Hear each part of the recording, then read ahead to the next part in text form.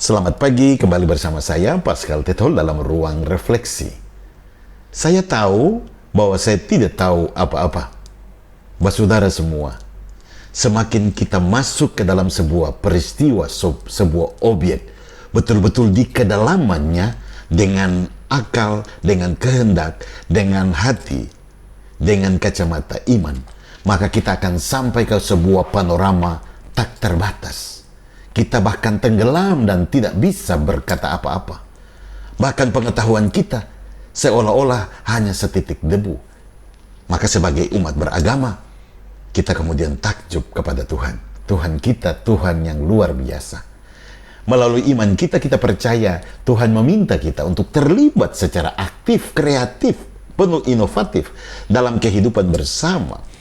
Untuk bukan saja masuk terlibat secara periferal atau unsur-unsur luaran, tapi betul-betul masuk ke dalam sebuah peristiwa.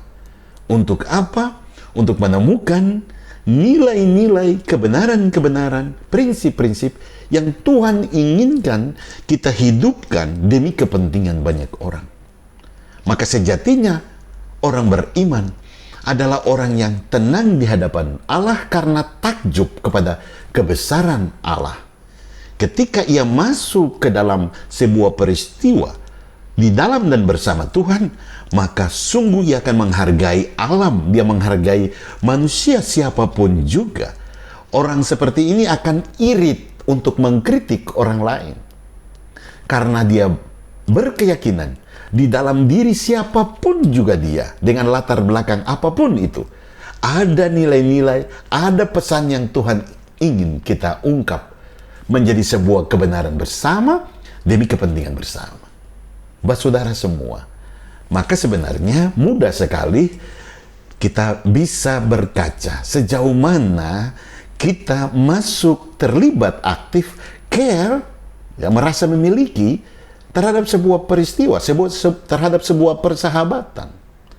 Apakah hanya luaran saja karena kita lebih bersibuk dengan kepentingan-kepentingan duniawi? Kita dibutakan oleh egoisme, primordialisme, iri hati, dengki, emosi, dendam. Sehingga mata batin kita lama-lama menjadi mandul, tidak mampu menangkap pesan Allah untuk kita.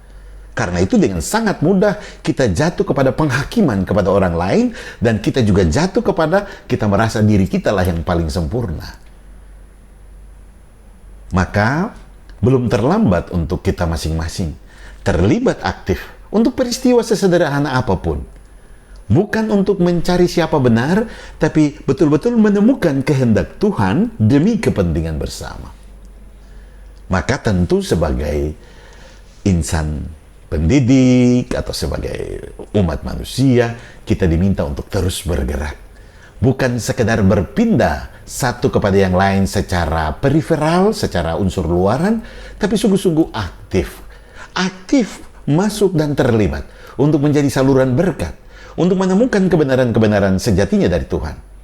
Maka tampilan siapapun, orang-orang yang mengalami duka, yang menjadi korban, sebenarnya di sana Tuhan mengundang kita untuk membawa sebuah kebebasan bagi mereka.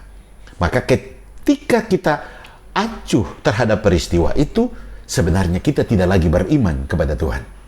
Sebenarnya kita tidak lagi menjadi diri kita, karena kita adalah manusia yang Tuhan lengkapi dengan akal, dengan kehendak bebas, dan dengan nurani. Maka orang yang betul-betul menghidupkan akal, kehendak, dan nurani adalah orang yang betul-betul tenang dan akan mencerahkan bagi siapapun. Saudara semua, mudah-mudahan refleksi ini berguna bagi kita semua. Tuhan memberkati.